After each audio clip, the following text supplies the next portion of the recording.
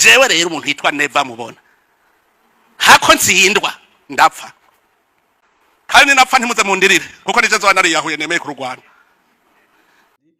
ariko rero tuje kubabwira hanini ayerekeranye na politike hamwe no mu gice c'umutekano biri hano mu gisagara ca Bujumbura no mu ntara zigize igihugu. Tuje kuduga mu ntara zigize Burundi tubabwire ibiko biravugwa hagati mu gihugu. Tuje kuduga rero hariya mu ntara ya Gitega n'ibivugwa mu ntara ya Butanyerera n'intara ya Buhumuza, tubabwiye rero ibiriko biravugwayo muri kano kanya. Rero hariko havugwa cane igikorane rero kibera hariya mu ntara ya Gitega gitegekanijwe rero kwiga mu magerekezo 2022, 2023 na 2024 ku kwezi kwa mbere, kwezi kwa nzero umwaka wa 2026. Ico gikorane rero kikaba ari igikorane mpuzamadini, ariko rero ico gikorane catunganijwe ko kizobera hariya mu ntara ya Gitega, ariko rero benshi bakaba batabihuriza ko muri ico kibanza vyagiye kuberamo. Abenshi rero bavuga ko ugutandukanye. Ico gikorane rero catunganijwe n'umukuru w'igihugu, bavuga yuko rero kizobera mu ntara ya Ngozi nkuko byo byasabwe n'umutambukanyi w'uwahoze ari umukuru w'igihugu Pierre Nkurunziza, ubona ko ari Denise Bucumi. Yari yasabye yuko ico gikorane kizobera Ingozi kandi babe bimwemereye, ariko ku munota wa nyuma rero bagiye kubihindura. Ico gikorane kigiye kubera mu ntara ya Gitega, hakaba rero kizobera kuri stade Ingoma hariya mu ntara nyene ya Gitega, ahasanzwe havuka umukuru w'igihugu Evariste Ndayishimiye. Mbega rero kubera iki ico gikorane gihinduwe ku munota wa nyuma kikava hariya Ngozi kikajanwa mu ntara ya Gitega? Abenshi rero bibajije ko ibibazo bitari bike haba mu nzego zigize igihugu, haba rero no mu banyagihugu bato bato basanzwe, bakibaza rero ko hoba hari ikindi kintu kivyihishije inyuma. Ikivyihishije inyuma rero si kindi, hamwe rero ni bombora riri hagati mu bihangange bitwara Burundi n'ibitwara umugambi CNDD-FDD ari nawo uri ku butegetsi. Tuje kubabwira rero bikuru vyatumye ico gikorane gihinduka ntikibere hariya mu ntara ya Ngozi, bakaba bagihindukije rero kikaja kubera mu ntara ya Gitega. Tuje kubabwira bamwe vyoba vyavuye ko imvo nyamukuru yatumye ico gikorane rero gihinduka n'umutekano muke uvyihishije inyuma, kubera ko ngo mu ntara ya Buhumuza n'intara ya Butanyerera Evariste Ndayishimiye akaba yavuze yuko atakija gutembera muri izo ntara, ngo no kubera ko umutekano wiwe utacubahirijwe nkuko vyahora mu misi iheze. Akavuga yuko rero muri izo ntara ngo zeganye n'igihugu kibanyi c'u Rwanda, umutekano wiwe rero ugashobora kuhahungabanira. Tuje kubabwiye rero bimwe na bimwe biri muri aya makuru y'umutekano hamwe na politike biri muri ano makuru twabateguriye muri kano kanya. Rero ngiye kubashikiriza aya makuru, akaba jewe Salvatore kumusanzwe mumaze kumenyera, ariko rero umuntu kimushasha utarafyonda kuri sabone, ufyonde kuri sabone, urabe ntajya nyine akazogera naho nyine ufyonde ko hama makuru uyasangize n'abandi batashoboye kuyaronka. Amakuru bananye baronka 5 kuri 5, amakuru ataraja ko ivumbi, amakuru bayaronke akiri mashasha. Rero reka ndababwire inkuru y'imwe yose ido nido ukwayo. Nkuko twababwiye mu ncamake, mu gihe rero hariko ratunganywa ibikorane muri iyi minsi byo gushimira Imana mu ntara zitandukanye no mu bice bitandukanye, n'abagenda kwitabira ivyo bikorwa nyine ivyo birori byo gushimira Imana ukuntu Imana yabazigamye mu mwaka uheze w'2025. Abenshi rero bariko bahimbaza iyo minsi mikuru mu buryo butandukanye. Bamwe rero bikaba bitaje nko gushimira Imana, ariko bikaba bije ariko kubacanishamo kutumvikana rero canke ibombora ariko riraba mu bihangange birongoye igihugu n'ibirongoye umugambi CNDD-FDD. Ibyo biratuma rero ubuzima bw'igihugu buhungabana, kuko ari nabo babwizwa ko baserukira abandi mu ndongozi. Abo rero bariko bavuga yuko batariko barahuriza ku bintu bitari bike muri no minsi. Aho ni mu gihe rero amatora y'umukuru w'igihugu ashigaje umwaka umwe wonyene, nayo amatora y'ubuserukira umugambi CNDD-FDD akaba ashigaje imisi idashika n'indwi yonyene. Hakaba hasigaye indwi yonyene rero kugira ngo ayo matora y'ubuserukira umugambi CNDD-FDD ku rwego rw'igihugu hamwe n'abamufasha muri ayo mabanga bazoba batowe ukundi gushasha.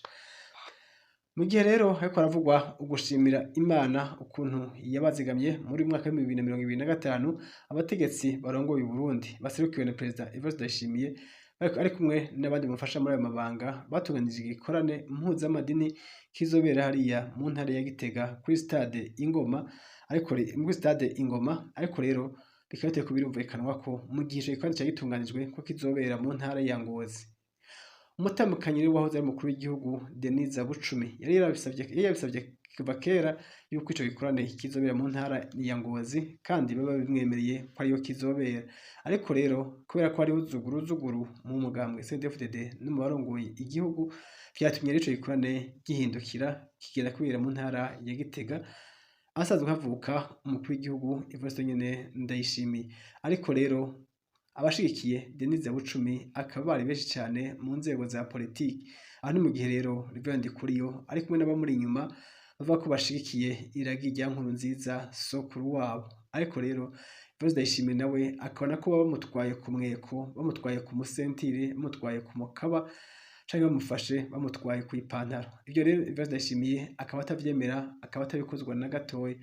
Ndayishimiye rero yashimye guhindukiza ico gikorane kija kubera mu ntara ya Gitega ngo kugira ngo akure agasuzuguro canke agakengerwe kabo nyene bashaka babaye abakeba.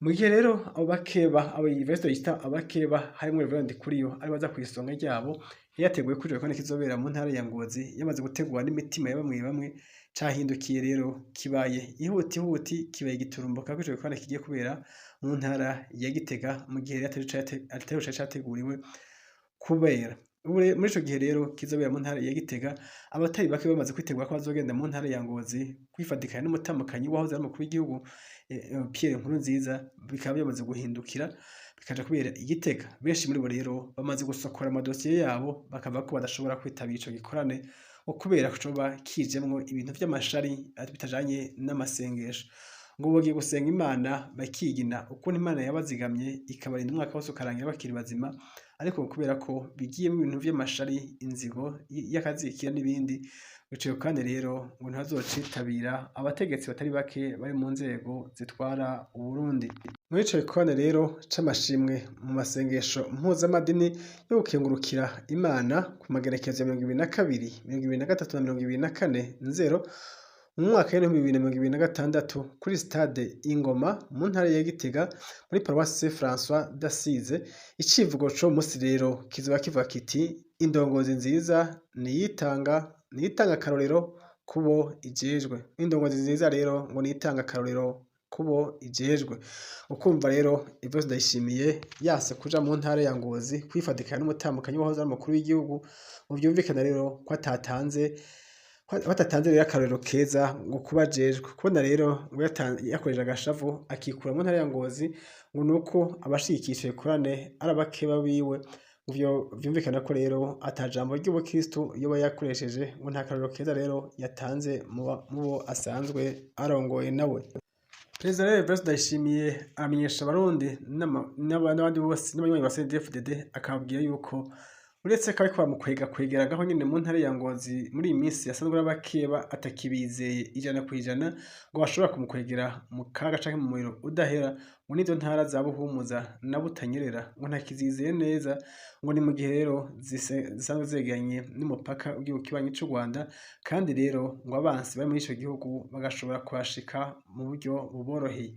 Mu izo ntara rero za Buhumuza na Butanyerera ku mutekano wiwe ngo wo muri no minsi ngo ntiwifashe neza, ngo adashobora kugendera izo ntara, ngo baba bamwihanganiye rero umwe atazobagendera bazofata yuko atari umwansi wabo, ariko ngo gukingira ubuzima bwiwe ngo ntibuje mu kaga. Evariste Ndayishimiye rero akaba yavuze ko atasivye kuja muri ico gikorane ngo kibiri Ngozi, ngo nuko yahanse, ahubwo nuko umutekano wiwe ushobora kubahungabanira atakihizeye muri no minsi, ngo kubera higanye n'igihugu gisanzwe ari igihugu cy'umukeba muri no minsi kuri we. Ivyo byo kwihindukiza mu ijambo ry'umukuru w'igihugu akavuga ko atagiye Ngozi, akabihindura ku munota wa nyuma akaja gukorera rero ayo masengesho mpuzamadini hariya mu ntara ya Gitega kuri stade Ingoma muri Paroisse François d'Assise. Ivyo rero ngo bizotuma abanyagihugu batari bake bamuva inyuma hamwe n'indongozi zo hejuru bitume zimuvako. Ivyo rero bigatuma azosigara ari nyamwigendako. Bose ivyo gusa rero kuba yahemukiye indongozi bakorana akazihindurira ko amategeko kandi baba bavyumvikanye bwa mbere, ngo hariho n'ikindi rero kizotuma amajwi yiwe atakara. Ngo nuko rero ico gikorane kigiye kubera mu ntara ya Gitega ariko hatozwa ivyo kurya bitari bike vyo kwakira abashitsi b'uwo munsi, hakaba rero n'amafaranga ariko atozwa mu banyagihugu hamwe no mu bakozi ba leta baho nyene mu ntara ya Gitega, ngo nukwakira abashitsi bazohamara iyo misi 3 bari muri ico gikorane mpuzamadini co kwibukira Imana ukuntu yabazigamye. Mu ntara ya Gitega rero ni ukuvuga ko abakozi ba leta bose bariko bakwa amafaranga y'umurengera, n'umunyagihugu muto muto nawe nyene akaba afise intererano y'amafaranga hamwe n'ivyo kurya bizokoreshwa ngo muri iyo misi y'igikorane.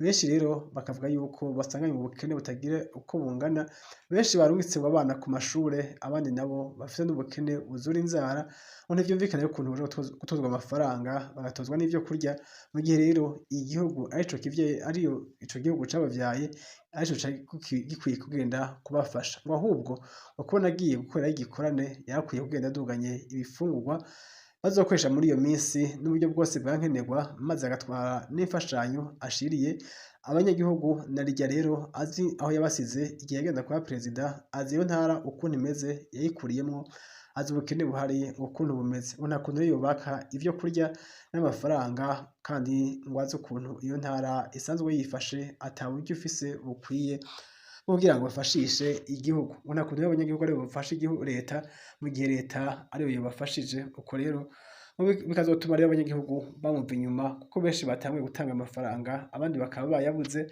bakaba barindiriye rero ibihano bizokurikira ku batashoboye kuronka amafaranga batanga canke ivyo kurya bashoboye gutanga, ngo barindiriye ivyo bihano bizobashikire. Ndayishimiye nava ngaho nyene mu ntara ya Gitega. Ababirabira hafi rero baravuga yuko uko rero guhindagurika kwa buri kanya Yvonne Ndayishimiye ntagire aho ahagaze mu mabanga asanzwe arimwo, kujuragiza rero abo bakorana n'inshuti, abagenzi n'ababanyi, bikazotuma rero amatora yimirije mu mwaka wa 2027 ashobora kutamuhira, ashobora kutagenda neza. Rero ayo matora ugasanga agiyemwo abandi. Ikindi naco gishobora kumwicira urwo rugendo rwiwe, ngo amafaranga n'uburyo bujanye n'ivyo kurya biriko biratozwa mu banyagihugu, kandi leta ariyo ikwiye kubafasha. Ivyo vyose rero bigatuma ngo Rev Ndikuriyo yigarurira imitima y'abatari bake, haba mu bagumyabanga ba CNDD-FDD, hari mu bandi banyagihugu basanzwe bandi batari muri uwo mugambwe, bigatuma rero bashobora kumwizera mu matora yimirije, cane rero mu gihe hasigaye indwi imwe yonyene gusa hakaba amatora y'uwuserukira umugambwe CNDD-FDD ku rwego rw'igihugu hamwe n'abafasha biwe.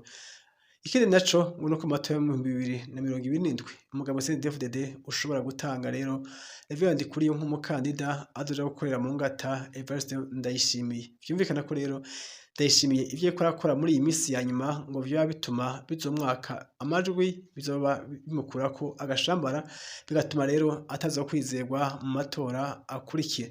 Ariko Rev Ndikuriyo muri ino misi akaba ariko yitwara neza, haba rero mu bagumyabanga ba CNDD-FDD, haba mu mbonerakure, haba no mu bandi banyagihugu bandi batandukanye. Muri ino misi rero akaba yabwiye ko abagumyabanga ba CNDD-FDD cane cane imbonerakure ko bazokwitwara neza muri ino misi tugiye kwimiriza amatora. Aho uciye hose rero, haba mu ntara zitandukanye zigize igihugu, imbonerakure muri ino misi ziriko zitwara buke buke cane, ntabwo nta muziki ivuza, nta n'abantu zigihohotera muri ino misi himije aya matora.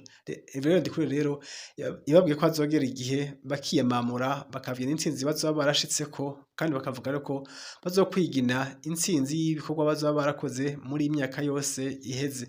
Rev Ndikuriyo rero amaze imisi azunguruka mu ntara zitandukanye ashimira imbonerakure ukuntu zitwaye, akabasaba rero ko muri ino misi zokwitwara neza, zikaya guhohotera abantu, kandi n'ibintu vyo gusaba amafaranga abanyagihugu ngo babigabanye, ngo kuko bizotuma bizerwa mu matora tugiye kwinjiramwo. Iyo byose rero bikazotuma rero Rev Ndikuriyo yizerwa ku ruhande rumwe canke urundi, bivanye n'ukuntu ariko aritwara neza imbere y'abagumyabanga ba CNDD-FDD hamwe n'abandi banyagihugu.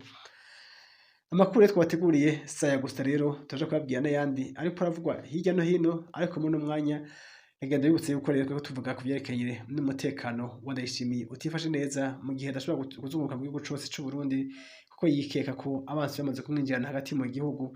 Tukaba twabwiye kandi nuko rero hariho hakavugwa ukutumvikana hagati mu bihangange vya CNDD-FDD, haba mu barongoye igihugu no mu barongoye umugambwe, batariko bavyumvikana ko muri ino misi. Ivyo bigatuma rero haba kutumvikana hagati yabo, bigatuma rero haba ihungabana ry'uburyo canke ry'intwaro hagati mu gihugu.